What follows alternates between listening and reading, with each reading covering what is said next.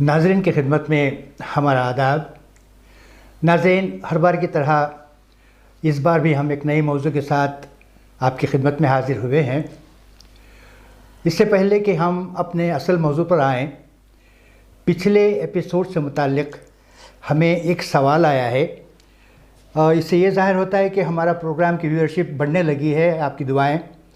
और मैं फिर आपसे गुजारिश करूंगा कि इसको सब्सक्राइब करते रहें ताकि नए प्रोग्राम की नोटिफिकेशन आपको बर वक्त मिलती रहे। शेयर करें और हमारा साथ दें, हमारा हौसला बढ़ाएं ताकि आपकी खिदमत में हम मालूमाती प्रोग्राम पेश कर सकें। मैं जैसा कि बेंगलोर से रहमतुल्लाह, राजस्थान जैसलमेर से आदित्य, आमिर से एम्मा और मांडवा से अभय और बिलखुसूस तमिलनाडु त्रिशनापल्ली से यजमान सत्तार साहब। और डॉक्टर साहब, आपसे ये अहबाब पूछना चाहते हैं जी कि पिछले एपिसोड में डॉक्टरों की मदद से ही हमल ठहराने की बात आपने की है। हाँ, बिल्कुल सही। लेकिन ये नहीं बताया कि ये एक मियाँ बीवी अपनी हद तक औलाद के लिए क्या जतन कर सकते हैं। बहुत खूब। और अनजाने में उनसे क्या क्या गलतियाँ हो जाती हैं जिससे हमल ठहर नहीं पाता। हालांकि मुझे इस बात पर भी रोशनी डालनी चाहिए थी, लेकिन मैंने रोशनी नहीं डाली क्योंकि ज़रूरत नहीं समझी थी मैंने, तो लिहाजा कई लोग पूछ हाँ बैठे जी हैं। जी जी ये इसमें जो है बताना मुझे पड़ रहा है। तो एक बात जो है, पिछले एपिसोड या उससे पहले के एपिसोड में मैंने बताया था कि हमल के माहवारी के ख़त्म होने के बाद 10 दिन के बाद से 16 डेज़ तक ओवा जो है वो औरत की ओवरी से निकल करके फेलोपियन ट्यूब में आकर रुककर इंतज़ार करता है मेल स्पर्म का जी। तो वो 5-6 दिन तक हम वेट करता है। उस वक्त तक जो है अगर मेल स्पर्म उसे जाकर मिल लेता है तो जो है हमल ठहर जाता वो। लेकिन यहाँ अक्सर गलती ये करती है कि ये 10 और 16 डेज़ के बीच में ये लोग या कुछ भी हो सकता है या नहीं मिल पाते, तो ये गलती ये होती है। दूसरी गलती ये होती है कि स्पर्म के ट्रैवल का जो वक्फा होता है जी, वो 8 मिनट लगते हैं उसे कम से कम 1 इंच जाने के लिए। तो इस तरह से वो 8 मिनट को चाहिए इस स्पर्म को। वहाँ से मान लीजिए कि वो स्पर्म जो इजैकुलेट हुआ, बहुत पहले इजैकुलेट हुआ, डिस्टेंस पूरा करना है तो वो हो नहीं पाता हमल। तो इस तरह से क्या है कि उसके लिए हमें उसका सहूलत करनी है, हमको उसे पूरी तरह से उसे सहूलत देना है कि वो पूरी अच्छी तरह ट्रैवल कर ले। लेकिन हमारी बच्चियों की गलतियां ये होती है कि जैसे ही कार्रवाई मुकम्मल होती है एकदम से सीधे खड़े होकर या वो बाहर चले जाती है या वॉशरूम के लिए या किसी और ज़रूरत के लिए।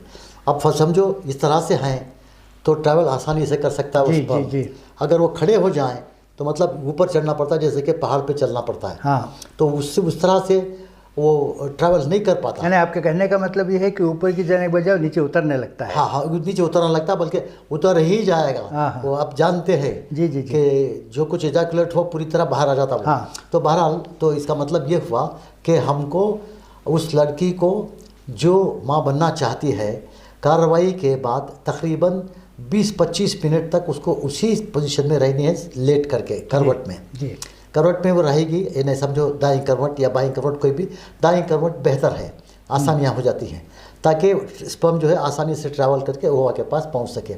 ये गलती बहुत लोग करते हैं, ये बहुत ज़्यादा तौर पर ये गलती होती है। जैसे ही मुकम्मल हुआ उठकर चले गए, तो वैसा नहीं जाना चाहिए। आधा घंटा कम से कम उसी पोजीशन में लेटे रहे। नंबर 1, इस तरह करते रहने से कम 6 दिन इस तरह करते रहने से जो है हमल के चांसेस बहुत ज़्यादा हो जाते हैं। एक तो ये हुआ, और दूसरा ये है कि उन दिनों में या हस्बैंड शायद उनसे नहीं मिल पाता या मिल पाता है या हो नहीं सकता या उनका मूड नहीं है, कुछ इस तरह की बातें हो जाती हैं। दूसरा ये है कि इसमें अब इस कार्रवाई में जो है कोई नीचे तो कोई ऊपर, कोई ऊपर तो कोई नीचे। यहाँ पर क्या है कि इनको बदल देना चाहिए, इनकी पोजीशन। जो नीचे था वो ऊपर आ जाए, जो ऊपर था वो नीचे आ जाए। ये बहुत ज़रूरी है, मेडिकली प्रूव्ड है ये। ऐसा नहीं है कि किसी की तरफ से बोला जा रहा है, नो, मेडिकल के तरफ से ये दिया जाता है कि इस तरह करने से भी जो है हमल के टिकने के 80% चांसेस बढ़ जाते हैं। एक और तीसरा तरीक़ा ये है, तीसरा सबब जो गलती हमसे ये हो जाती है कि उनका जो स्कैनिंग होती है उसमें the position of the uterus का जो कॉलम रहता है उसमें एंटीवर्टेड या कुछ इस तरह के अल्फाज लिखे होते हैं, यानी जिस यूट्रस को सीधा रहना चाहिए वो उल्टा रहता है वो। तो ऐसी सूरत में इनको पोजीशन चेंज करके जानवरों का तरीक़ा, जैसे कि डॉगी पोजीशन, वो तरीक़े से अमल बरकरार करेंगे। तो इन तमाम चीज़ों से क्या होगा कि मान लीजिए इस महीने इन्होंने ये किया, दूसरे महीने उन्होंने दूसरा किया, तीसरे महीने में उन्होंने चौथा किया, इस तरह से बारी बारी अगर करते चले जाएंगे तो इंशाअल्लाह ताला ये जो है हमल का मामला बिल्कुल आसानी के साथ तय पा जाता।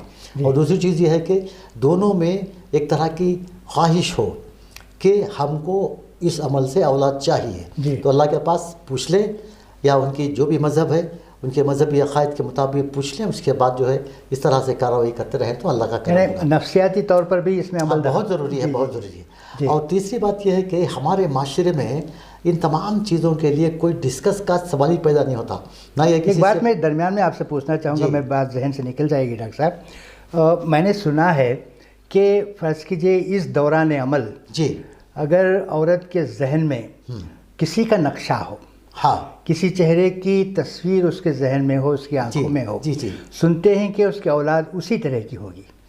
ये कई हद तक तो सही है। ये क्या है, ये एक्चुअली उस वक्त पे सोचना ज़रूरी नहीं है जब बच्चे की शक्ल बनने लग जाती है। हाँ। 3 महीने के बाद, 3 महीने का हमल टिक जाने के बाद जो शक्ल बताई जाती है तो उस तरह से ये हो सकता है, उसी तरह का होगा।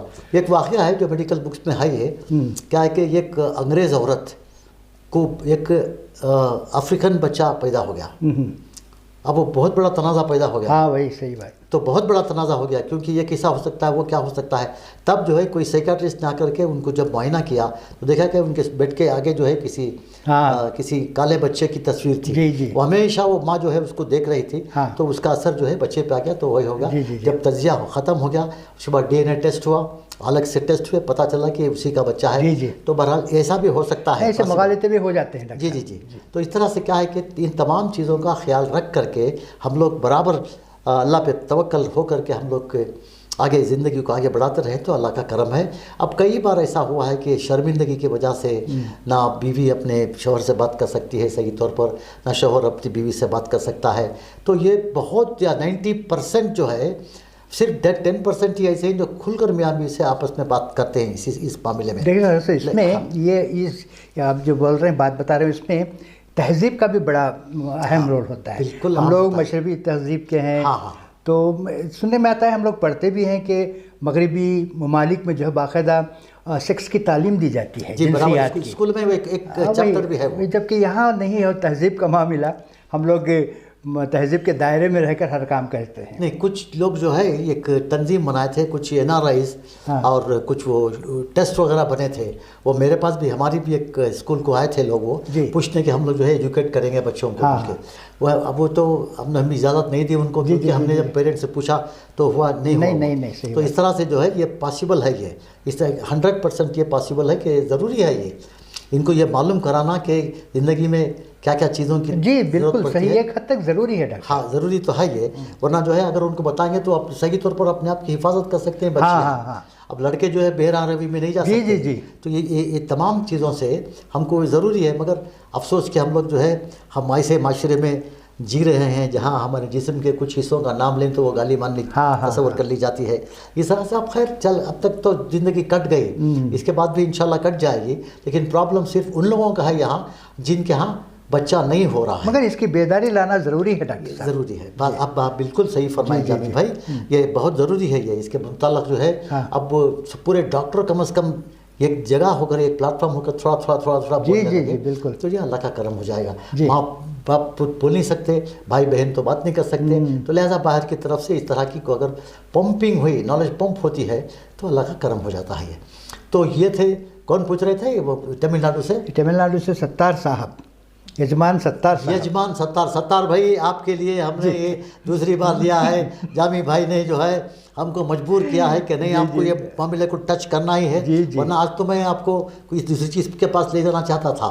खैर चलो, यजमान साहब को शायद इत्तला मिल गई है ये जी। अब इसके बाद फिर कुछ नहीं करेंगे, बहुत सी चीज़ें पूरी तरह मुकम्मल कर ली गई है हमको। अब दूसरे बहुत से मौजूद हमारे पास बाकी हैं, इंशाल्लाह उसके बाद देखेंगे। अल्लाह चाहा तो जो है सब कुछ सही हो जाएगा। इतनी ज़्यादा भी इनोसेंसी लड़कों में अच्छी नहीं लगती और इतनी ज़्यादा ही इनोसेंसी औरतों में भी अच्छी नहीं लगती। थोड़ी बहुत तो नॉलेज देनी पड़ती है बच्चों को, वरना जो है ये बेराह रवी में वो कुछ बात का बतंगड़ बच जाएगी, झगड़े हो जाते हैं, फसाद हो जाते हैं। कई बार ऐसा हुआ है कि कई बार जो है मामले उल्टा पलट हो गए हैं। ये अनजाने में हो गई, ये बिल्कुल अनजाने में हो गई। लाइल्मी सबसे बड़ी चीज़ है। इंतहाई शराफत की तरफ शराफत की ज़िंदगी गुजार कर बच्चियों को हम लोग परवरिश करते हैं। जी जी। एकदम शादी के बाद जो है बहुत सी तब्दीलियाँ। वही मैं बता रहा था ना, मशरिक़ी तहज़ीब जो है इसकी इजाज़त नहीं देती, वरना बाहर चल रहा है। ये बच्चे पढ़ते भी हैं बाकायदा, एक सब्जेक्ट के मजमून के तौर पर पढ़ते हैं सेक्स को। जी जी। तो ये क्या है कि ये मामला अच्छा है कि और भी अगर कुछ लोग पूछना चाहते हैं तो इंशाअल्लाह ताला हम लोग बताएंगे। हाँ, हम इस सिलसिले को जारी रखेंगे, ऐसी कोई बात नहीं। मगर देखिए डॉक्टर साहब, अब चूँकि आपने इसका मुदल्लल जवाब दे दिया है जैसा कि इन लोगों ने सवाल किया था, अब हम अपने असल मौजू पर आते हैं जिस पर आज हम लोगों को गुफ्तगू करनी है। यानी देखिए डॉक्टर साहब, इससे पहले कि मैं थोड़ा सा एक तमहीद के तौर पर एक दो जुमले में कहना चाहूँगा। फरमाइए, बोलिए। अद्वियात जी, यानी इनकी शुरुआत जो है जड़ी बूटियों से हुई। हाँ, यूनान से हुई, मिस्र से हुई, फिर अरब आई, फिर हिंदुस्तान में भी अपने तरीक़े का एक तरीक़ेकार इलाज रहा है जिसे हम लोग आयुर्वेदिक कहते हैं। यूनान में जो हुआ उसे यूनानी मेडिसिन कहते हैं हम लोग। यानी इन तमाम का यानी इब्तिदा जो है जड़ी बूटियों से हुई। जी जी। तो आज भी हम लोग अपने खरियाजात में, देहात में देखते हैं कि वो जो पुराने लोग हैं वो अब भी इलाज मुआलजे जड़ी बूटियों से ही करते हैं, यानी घरेलू नुस्खा जात। तो ऐसा है डॉक्टर साहब, यहाँ बात याद आई मुझे, हम लोग बाकायदा एक प्रोग्राम करेंगे घरेलू नुस्खा जात पर, ताकि लोगों को में बेदारी आए, छोटी छोटी चीज़ों का वो घर बैठे खुद इलाज कर लें। बहरहाल आज देखिए डॉक्टर साहब, हमारे पास है मोरिंगा। जी जी जी, यानी जिसे हम लोग दहखानी ज़बान में मूंगे की फली कहते हैं। बिल्कुल सही, मूंगे की फली। और इसकी भाजी भी आती है। भाजी हम उसको कहते हैं जो दरख्त के पत्ते जो होते हैं ना, उसको हम भाजी कहते हैं, यानी मूंगे की भाजी। इसके फ़वाइद बेशुमार हैं जैसा कि आपने अपने गुफ्तगू में बताया था। अब देखिए यहाँ मुगालते में ना पाएँ लोग कि मूंगफली और मूंगे की फली में काफ़ी फ़र्क है। अब मूंगफली देखिए हम लोग वो भून कर उबाल कर उसके दाने खा लेते हैं। वो छोटी छोटी होती हैं जिसको यहाँ की कन्नड़ ज़बान में कड़लेकाई कहते हैं। जी जी जी, सही। तो मूंगे की फली और मूंगफली में काफ़ी फ़र्क है। अंग्रेज़ी में उसको ड्रमस्टिक भी कहते हैं। मैं चाहूँगा डॉक्टर साहब आज इस पर आप बहस करें, खुली गुफ्तगू करें, लोगों को इसके फ़वाइद बताएं डॉक्टर साहब। जी जी, सही है। यूनान से जो है तिब्ब यूनानी मेडिसिन हिंदुस्तान में आई, मगर ये आयुर्वेदा जो है साधु संतों की तरफ से ईजाद हुई। बिल्कुल हिंदुस्तानी है, हिंदुस्तान में हुई। साधु जो है तमाम चीज़ को त्याग कर सीधा जंगलों में, पहाड़ों में जा बैठते थे। अगर वो बीमार होते तो क्या करते थे? तो हमारे पास, हम हिंदुओं के पुराने में ये कहा गया है संजीव बूटी बहुत ही इम्पोर्टेंट है। वो हनुमान जी ने पहाड़ ही लेकर आया था। इस तरह से आपने सुना है, कई बार सुना। आज के ज़माने में वो ये तो नहीं रहा, वो तरीक़ा, क्रूर तरीक़ा तो नहीं रहा। उसके जो है उसको काट कर उसका अर्क निकाल कर हम लोग इंजेक्शन वगैरह बना लेते हैं।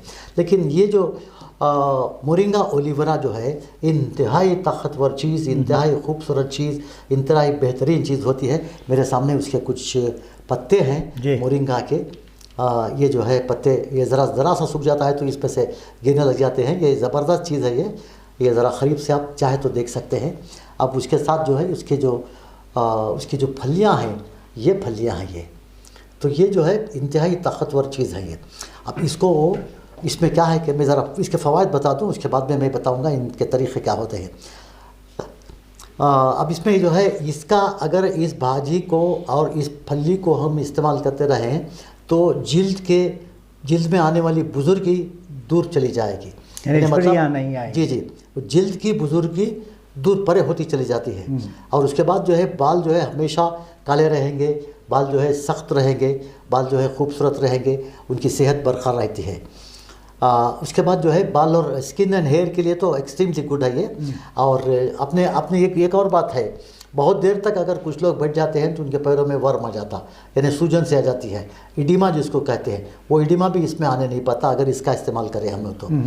और जिगर के लिए ये तरियाख है, ये बेहतरीन चीज़ होती है ये इसके इस्तेमाल से। अब ये भाजी का इस्तेमाल तो बाद में थोड़ी देर में बताऊंगा मैं आपको।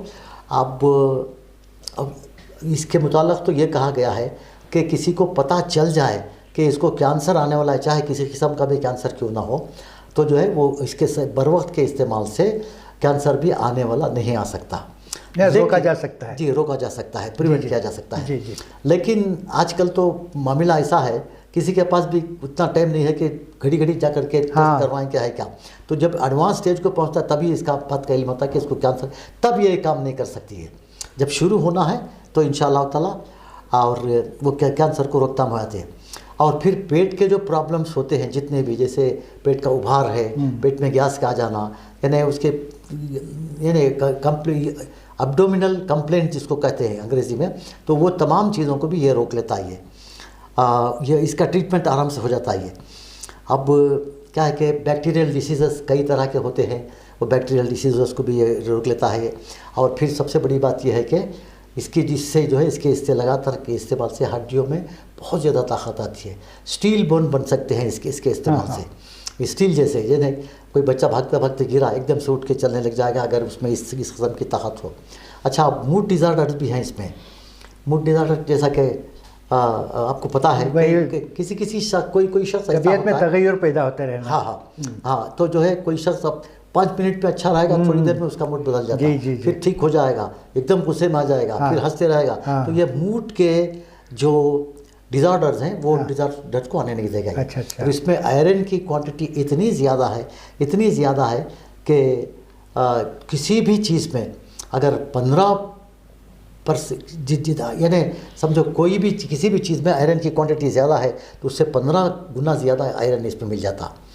अब विटामिन और मिनरल तो एकदम से ज़्यादा है। और विटामिन सी जो है, vitamin C 15 times more than the lemon, और वो इसमें जब हो जाता है। और दूसरी चीज़ क्या है, पोटासियम को हम लोग, पोटासियम का बेहतरीन ज़रिया जो है, ये हिंदुस्तान में एक रियासत है केरला, वहाँ का जो केला है उसमें पोटासियम की मकदार बहुत ज़्यादा भरी हुई है, ऐसा मान लिया गया था। लेकिन उससे भी ज़्यादा 15 टाइम्स मोर, 17 टाइम्स मोर जो है ये मोरिंगा की इसमें मिल जाता है, फलियों में मिलता है, भाजी में भी हो सकता है, इसमें भी मिल जाएगा। तो ज़ख़म, इसके जो शख्स इसका इस्तेमाल सही कर रहा है, और ज़ख़म अगर आता हो, चमड़ी कट गई, खिंच गई या कुछ खुरच गई, तो बहुत जल्दी 2-3 दिनों में एकदम सुधर जाएगी ये। और फिर दूसरा क्या है कि सेल्स को, जिस्म में जो मौजूद है वो सेल्स को बर्बाद होने नहीं देगा ये। एकदम प्रोटेक्ट करके रहेगा, डैमेज होने नहीं देगा। और जितनी अलग अलग किस्म की ग़िज़ा जब हम खाते रहेंगे तो हमारी बॉडी में ऑक्सीडेंट्स पैदा होते हैं, यानी जहरीलापन ज़्यादा आ जाता, उस जहर को ये निकालता है ये। तो ये मोरिंगा की खुसूसियात ये है। अब इसे, और फिर उस पर हमारे जो सेल्स जो बर्बाद होने वाले हैं उनको भी प्रोटेक्शन मिल जाता। और हमारे जो इम्यून सिस्टम है, आजकल ये कोरोना की वजह से जो हमको प्रॉब्लम जो आ रहा है, उसका इम्यून सिस्टम जो है इसकी वजह से हम लोग बढ़ा सकते हैं। मैंने किसी एपिसोड में कहा था कि इसका ले लो, vitamin A, vitamin C, vitamin, सब कुछ इस पर मौजूद है। इसका अगर इस्तेमाल करते हैं तो बहुत अच्छा होगा। अब इसको क्या करना है कि मान लीजिए कि ये एक तरह की उसकी जो उसका फ्रूट है, ये जैसे फली कहती है, इस तरह लटकता है ये। तो इसमें इसको पकाने के तरीके छोटे छोटे टुकड़े कर लेंगे इसको, लेकिन लोग जो है उसका निकाल के उसका कवरिंग हटा देते हैं, उसके छिलके, नार जिसे बोलते हैं। ऐसा नहीं करना।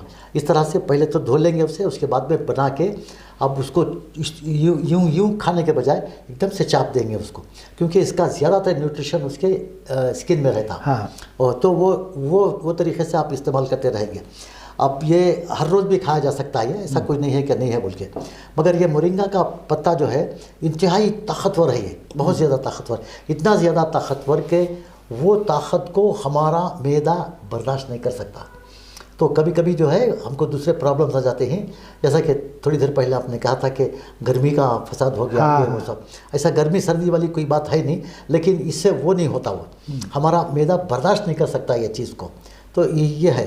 तो इस लिहाज से हमको क्या है, हमको जो है इसका इस्तेमाल करना। अगर फ़र्ज़ करो रोज़ तो हम नहीं खा सकते भाजी को, इसको आप पत्तों को ले करके ड्राई कर लेंगे और छाँव में सुखाएंगे। इसको सुखा करके अच्छी तरह पूरे सूख जाए, फिर उसका पाउडर बना ले। एक चम्मच सालन में डाल के खा सकते हैं आप, चखने में डाल के खा सकते हैं आप, उसकी चाय बना सकते हैं आप, इस तरह से खा सकते हैं आप। ये आप कुछ पूछ रहे थे अफ्रीका? नहीं, वही मैं बात कर रहा था, मैं आने वाला था उसी वक्त भी पॉइंट पर यानी जब आप सफ़ूफ की बात कर रहे थे, आपने बताया था मुझे इस गुफ्तगू से पहले भी कि बिलखुसूस अफ्रीका के देहातों में इसका इस्तेमाल काफ़ी मकदार में हुआ करता है, वहाँ के लोग इसका इस्तेमाल ज़्यादा करते हैं। जी जी, आपने जो है डॉक्यूमेंट्री फिल्म में देखा होगा, फिल्मों में देखा होगा, किताबों में देखा होगा कि जंगल के अफ्रीका, मडगास्कर वगैरह वगैरह में जो है कुछ इस तरह के उनके कॉलोनीज़ होते हैं तो जो 10-15 झोपड़पट्टियाँ होती हैं, जो गोल गोल किस्म के झोपड़पट्टियाँ, जिसमें अधनंगे